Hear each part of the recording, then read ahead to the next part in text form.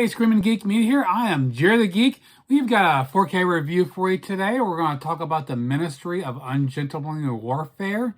But before we get into that, if you like physical media, if you like 4Ks, Blu-rays, even DVDs, check out my other videos on my channel because I do reviews, unboxings, collection updates, discussions.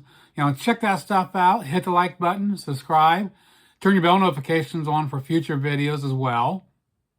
So let's talk about the 4K of the Ministry of Ungentlemanly Warfare. A movie just came out to the theaters this year.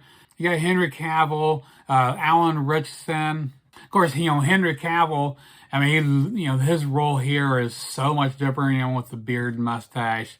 I almost didn't even recognize that was him. I was like, man, this is Superman.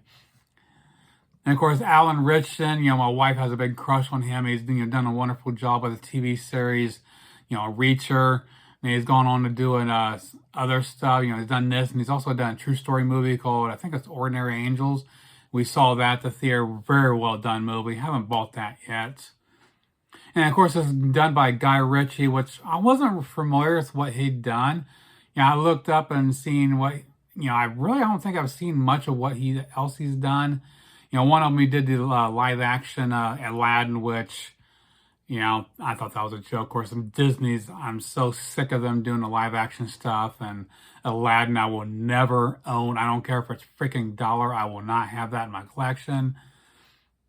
But anyway, this movie takes place. It's a kind of a, they say it's a true story. And some reports I've read, some of it's loosely based and some is, way off. But has to do with a secret British organization from World War II. It was founded by Winston Churchill. Their mission is they want to disable the Nazi fleet from being, going out and supplying the U-boats, Nazi U-boats.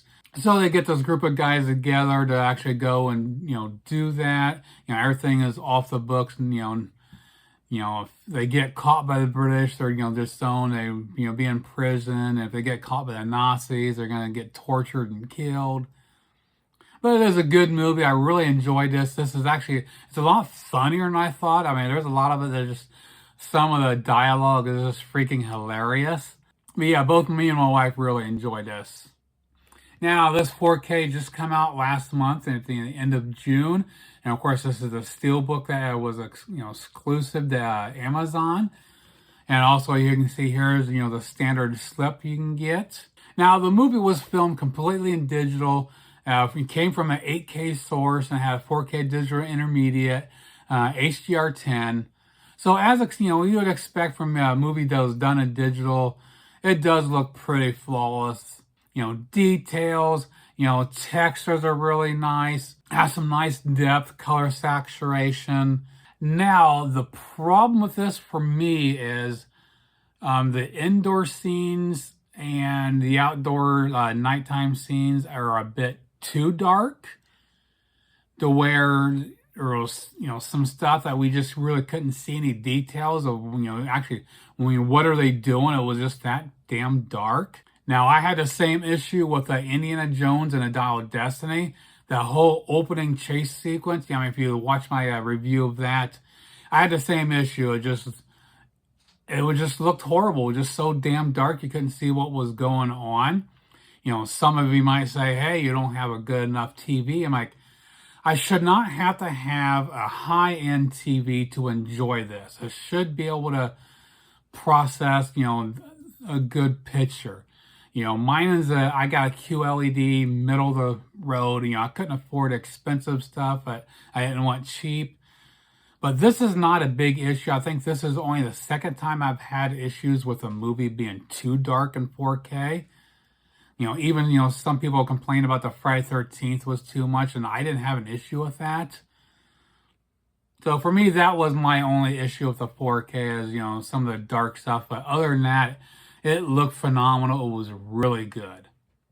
Now for the Blu-ray comparison here, Blu-ray's pretty good. Just a step down as far as details and richness. I mean, a 4K has a little bit more depth and richness, but not a lot. So they're very similar, but the thing with the Blu-ray here is those dark scenes I complained about the 4K. The dark scenes you can see here in some shots that you see a little bit more on the Blu-ray. I mean, I had the same thing with the Indiana Jones. The Blu-ray, those scenes, the Blu-ray was better than the 4K. And this is the same thing. It's like you just see a little bit more, the pinstriping in the suit, and just a little bit more you can see.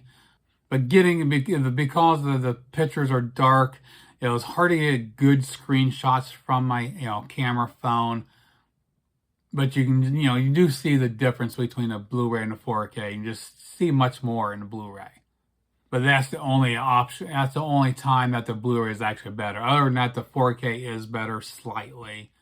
Now for the audio track, they did give us a Dolby Atmos track here. And of course, I don't have Atmos. I'm still rocking a 5.0.